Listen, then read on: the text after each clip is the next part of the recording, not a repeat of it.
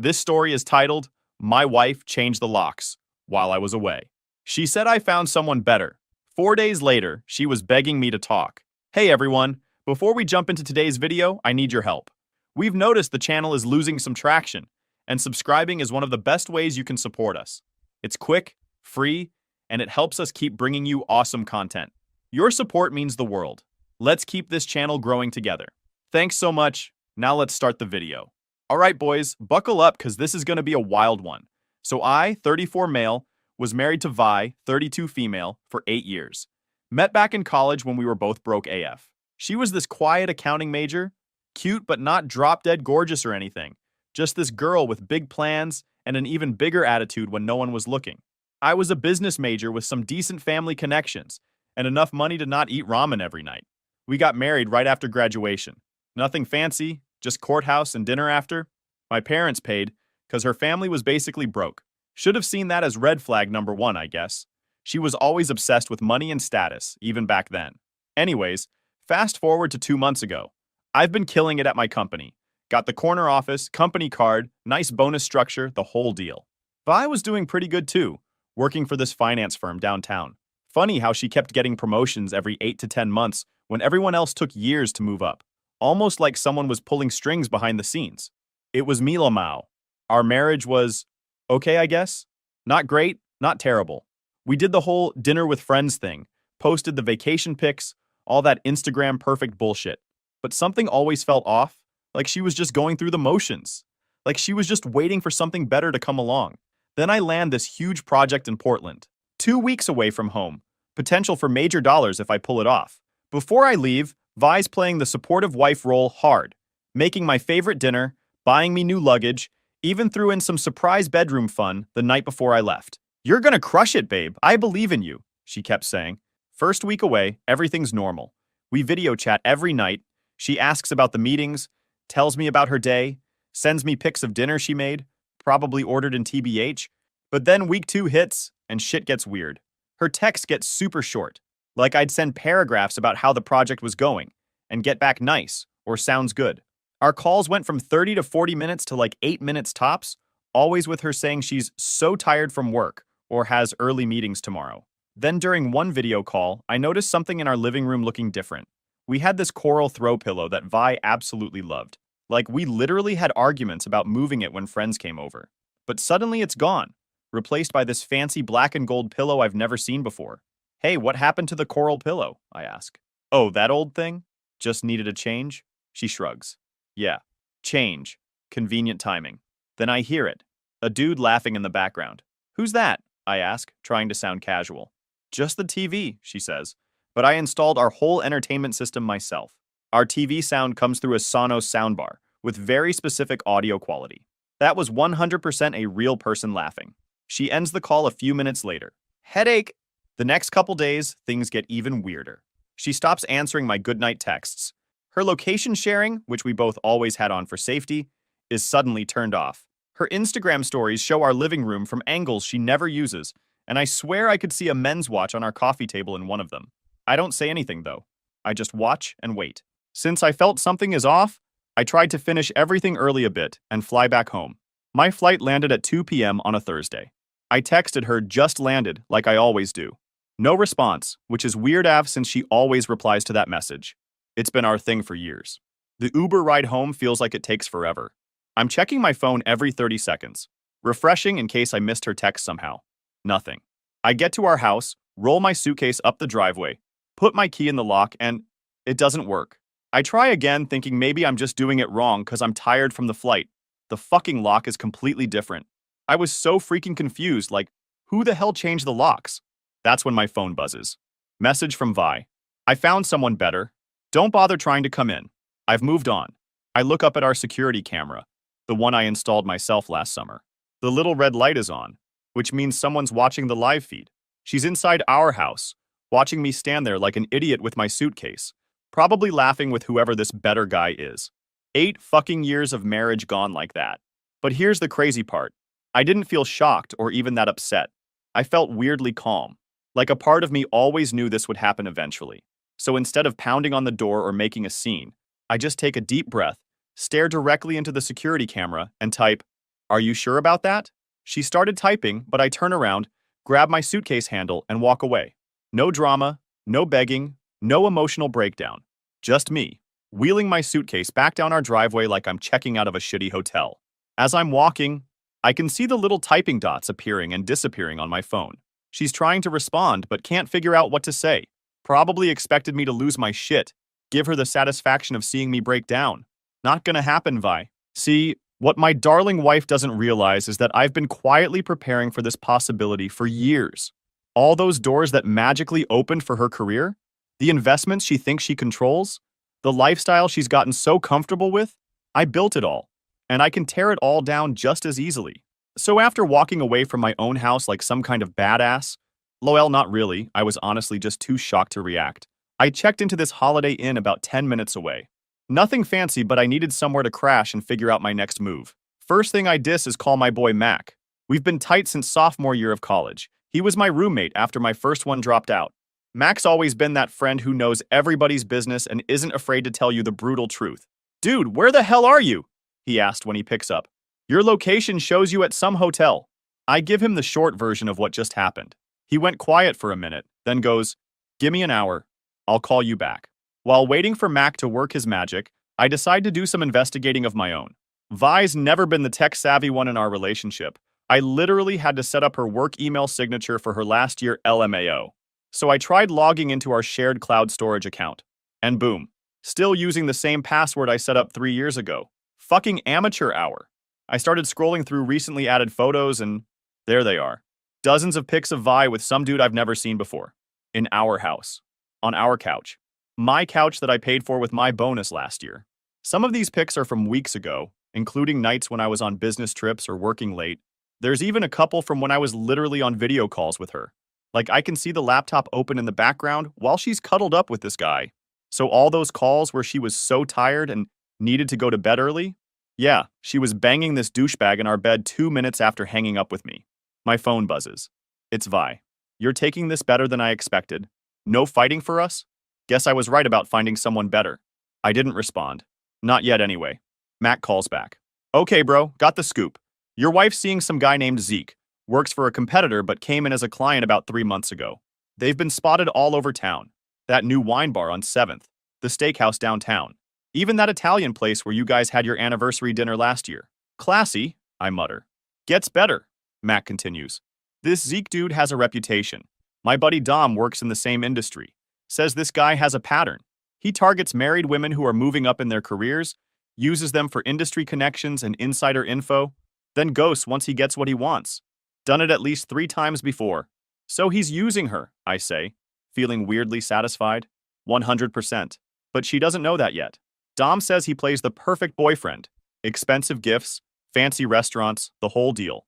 Meanwhile, he's gathering intel to take back to his actual employer. This gave me an idea. I thank Mac and hang up, then scroll through my contacts until I find the name I'm looking for. Jen. Jen works with Vi at the same firm. She's this smoking hot brunette with legs for days and an MBA from Wharton. Vi's always been insanely jealous of her, constantly complaining about how Jen dresses inappropriately and flirts with everyone's husbands at company events. What Vi doesn't know is that Jen's been low-key flirting with me for years. Nothing I ever acted on. I was faithful to Vi for our entire marriage, despite having plenty of opportunities. But Jen and I always had this chemistry. She'd find reasons to talk to me at company parties, laugh at all my jokes, touch my arm when we talked. Vi noticed and hated it. I hit call. Jack? Is everything okay? Jen answers, sounding surprised. Hey Jen, I say, trying to sound casual. Remember that drink you've been suggesting for the past year? I'm very available tonight. There's a pause, then Jen laughs. Well, this is unexpected. Vi, finally loosen your leash? Vi's out of the picture, I say, permanently. Another pause. That bar on 9th, 8 o'clock? Perfect. I hang up feeling like a weight's been lifted.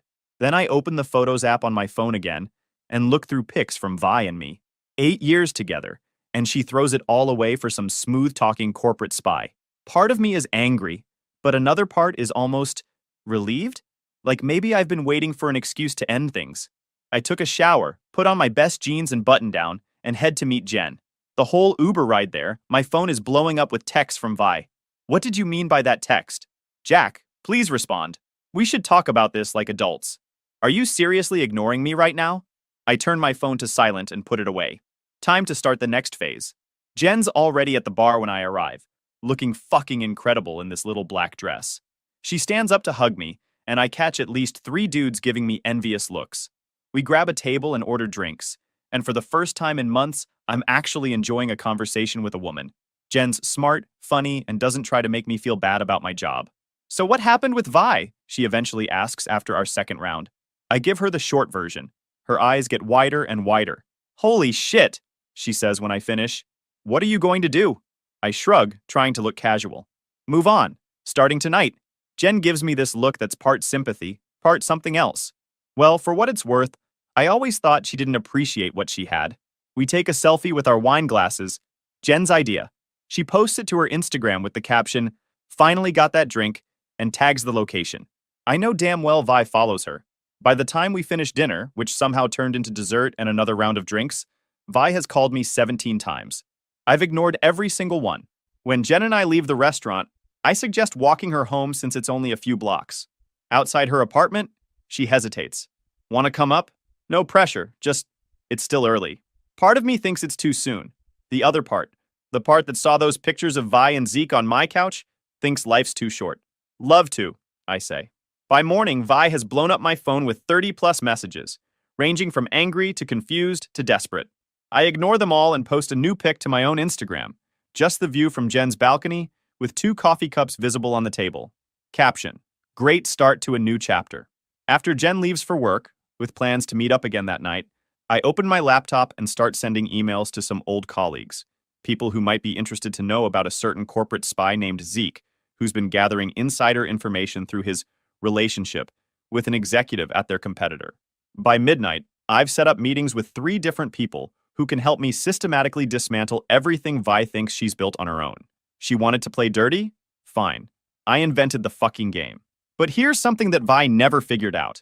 I didn't just help with her career. I basically built the whole damn thing from scratch. 5 years ago, Vi was stuck as an assistant account manager, making shit money and constantly getting passed over for promotions. She'd come home crying like every other week about how Jessica got promoted instead of me, or they hired some new guy from outside instead of promoting me. Always the victim, never considering that maybe she just wasn't that good at her job.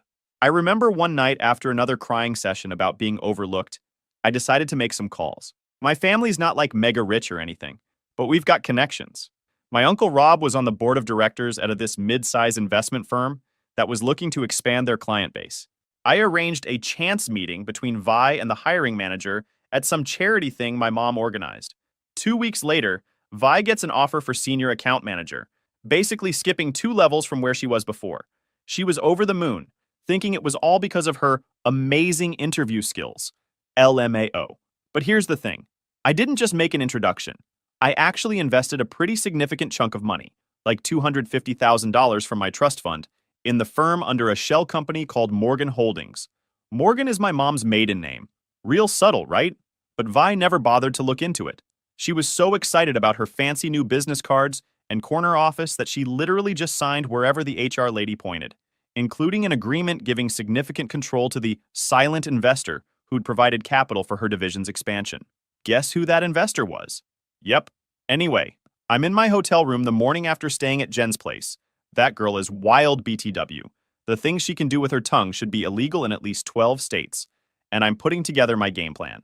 First move, figure out exactly what Vi's been up to with company finances. Remember how I said I helped set up her accounts? Well, I also made sure I remained listed as an advisory consultant on most of them.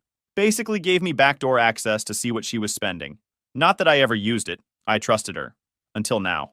I log in and holy shit, the spending in the last month is insane. A $12,000 designer couch, an $8,000 watch, a weekend trip to Napa Valley for client relations that cost over $5,000. All on the company card, all poorly disguised as business expenses. Then I got a call from Sal, Vi's sister. We've always gotten along pretty well. She's the normal one in Vi's family. Jack, you busy? We need to talk. What's up? I ask, still scrolling through Vi's expense reports. I can't keep quiet anymore. Zeke, the guy Vi's seeing, he's bad news. Like, really bad. He's done this before. Multiple times. Done what exactly? Sal sighs. He targets women in positions like Vi's, romances them, gets them to share confidential info, then disappears once he has what he needs. 3 women at Vi's company lost their jobs because of him last year.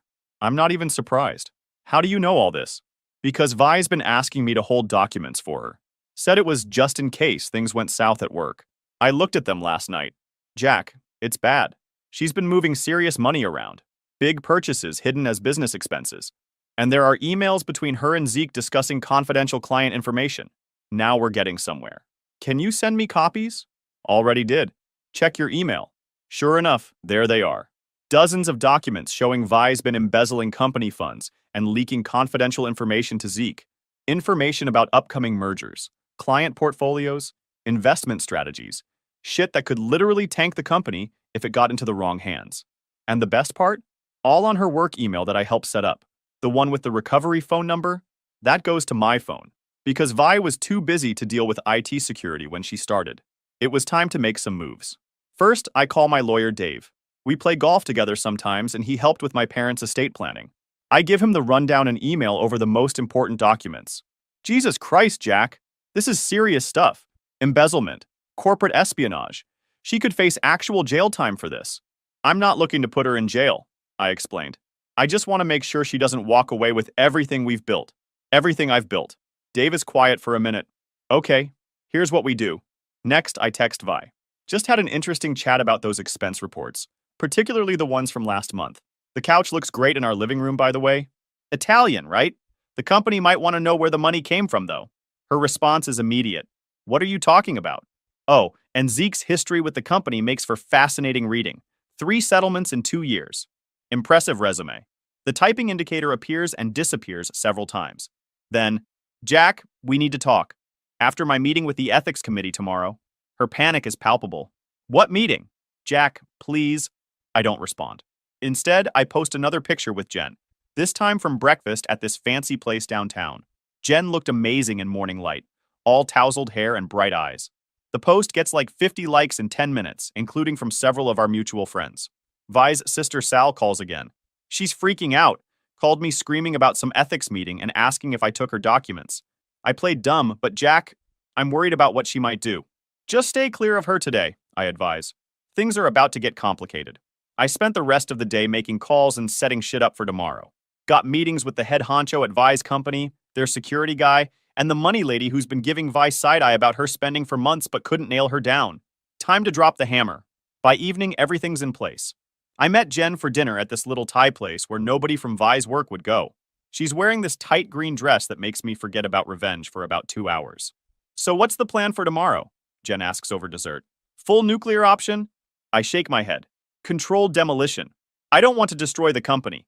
Just extract Vi from it with minimal damage to everyone else. She raised an eyebrow. That's surprisingly merciful of you. I shrug. The company didn't do anything wrong, and there are people there who depend on their jobs. Including me, Jen points out. Especially you, I agree, and she gives me that look again. The one that's been making me forget my own name since last night. My phone buzzed with a notification. It's our home security system. Motion detected in the home office.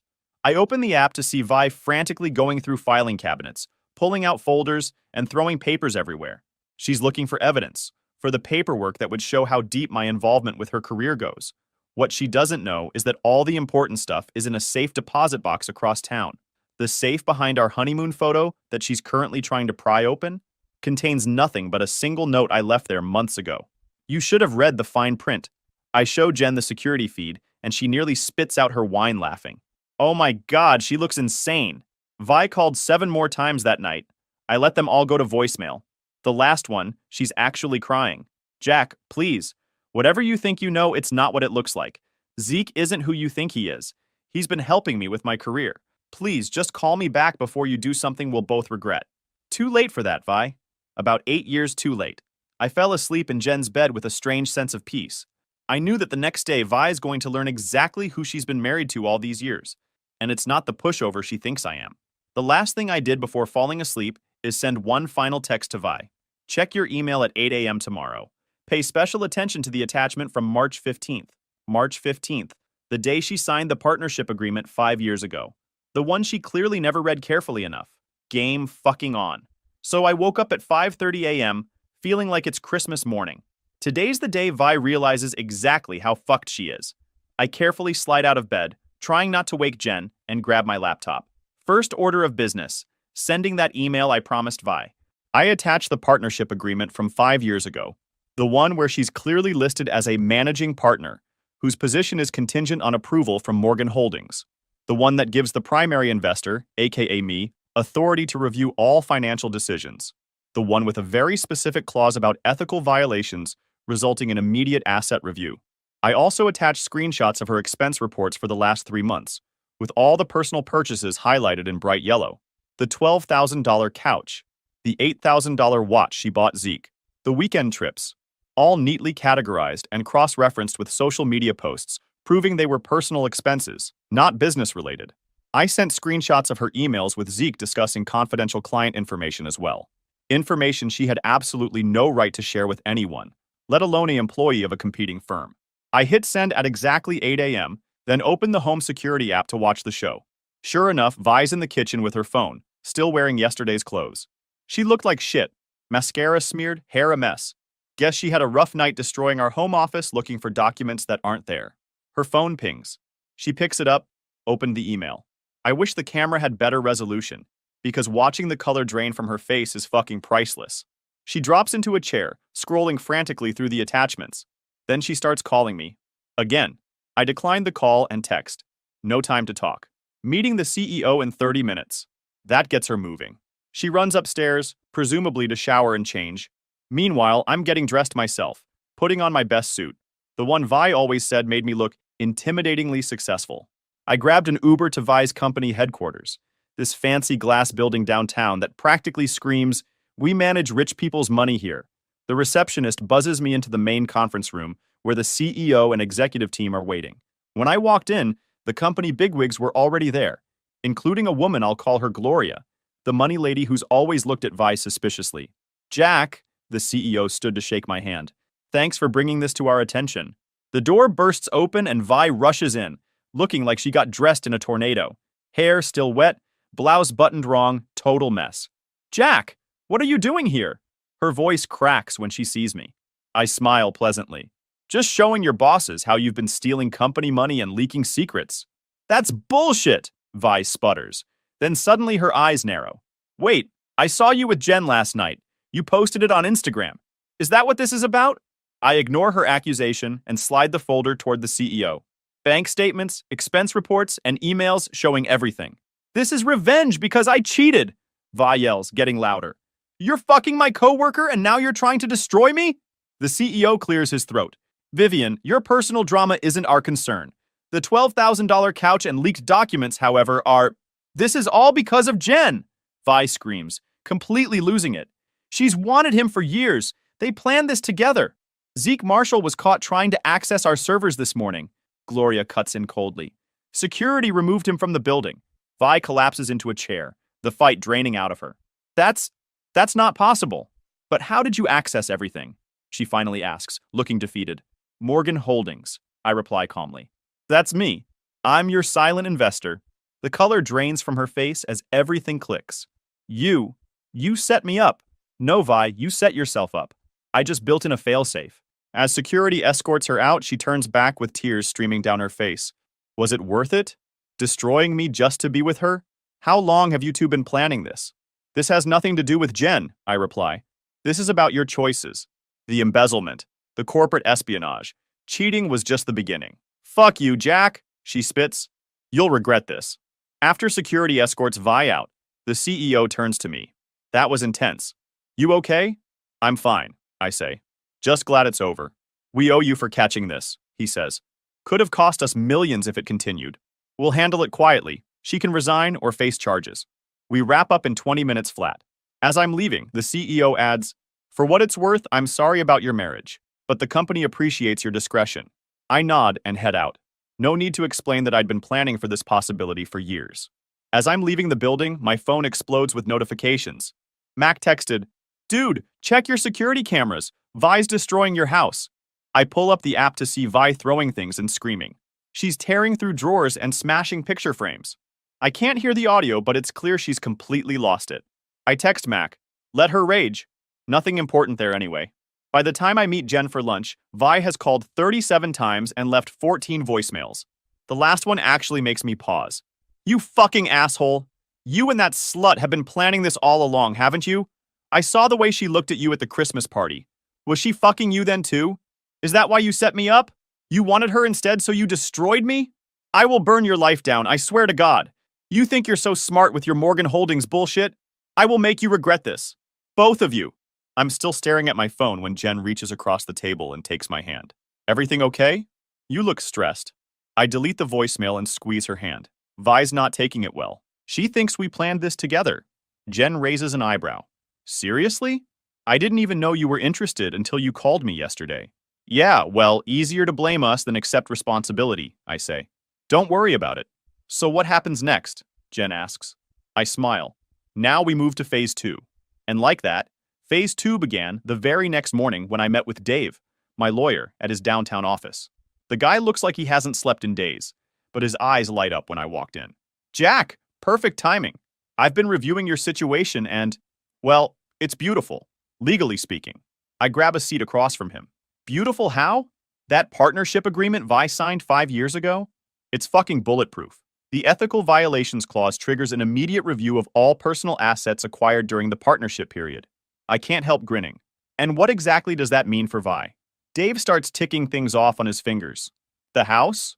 Purchased with a loan you guaranteed through your family's bank connections. Her BMW? Company lease you arranged? The vacation property in Tahoe? Joint asset, but primarily funded by your investments. Even her designer wardrobe? Mostly purchased using company funds you helped her access. So basically everything, I summarize. Basically everything, Dave confirms.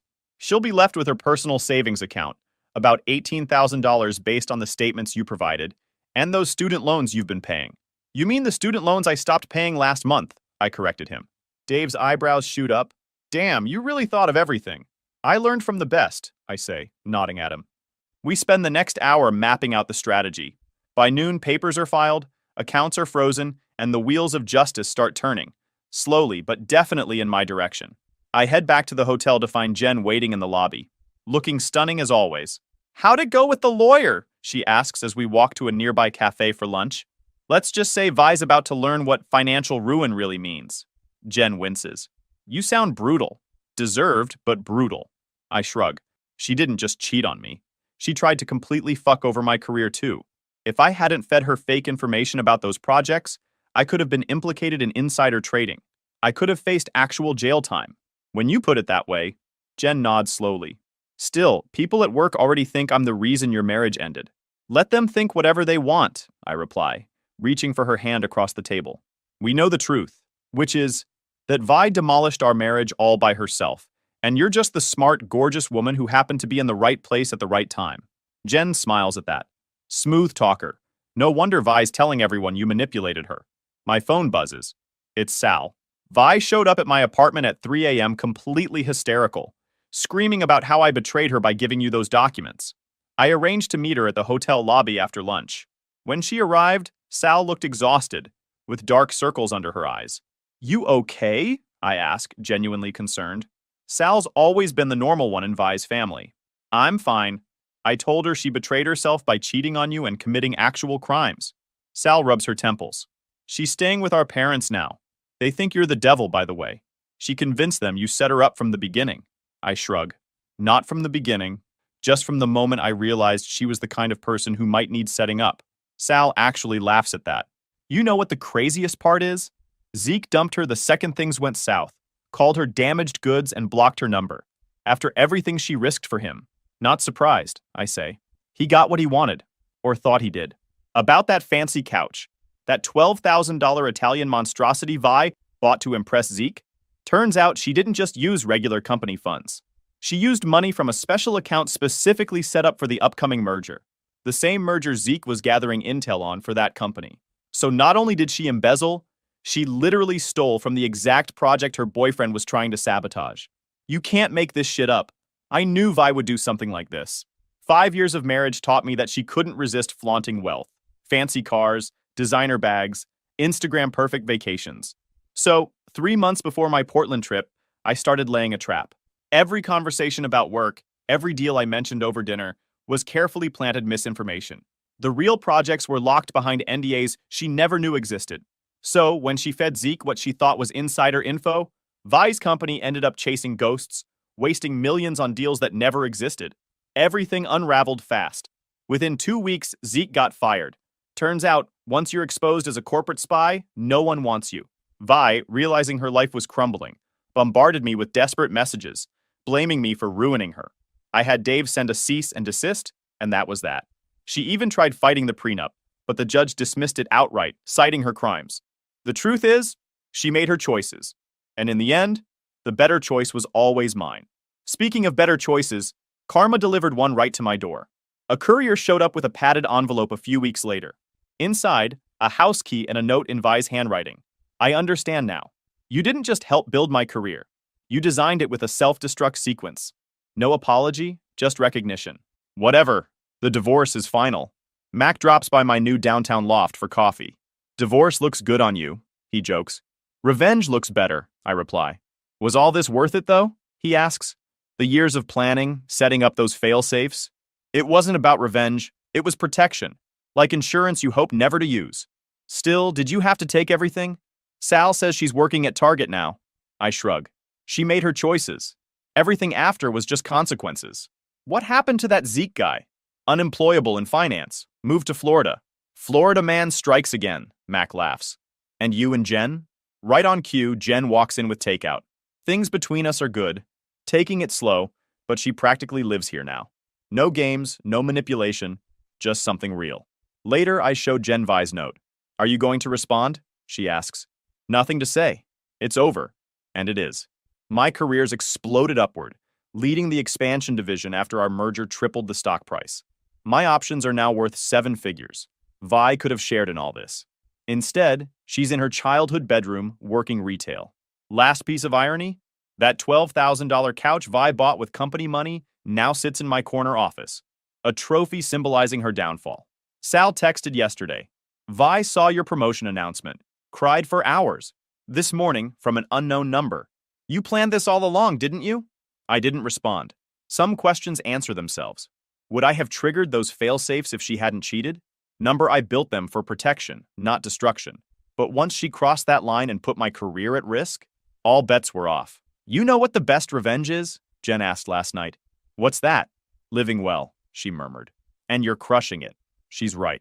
The best revenge isn't destroying someone's world. It's letting them destroy it themselves while thinking they're winning, then building something better from the ruins. Vi thought she found someone better.